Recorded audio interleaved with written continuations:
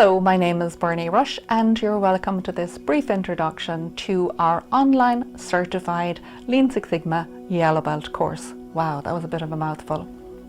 The course takes place over 4 webinars and each is 4 hours long. We take a couple of breaks in the middle, so you will have to have a quiet place where you can sit and listen to the webinars. You will also need a good Wi-Fi connection.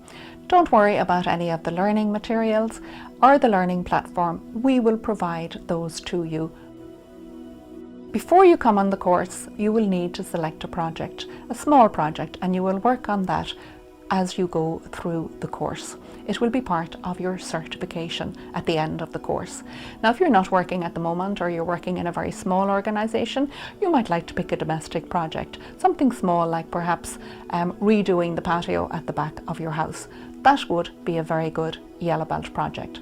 If you're working in an organisation, you could take something like the way in which you receive and process bookings from your clients or purchase orders from your clients.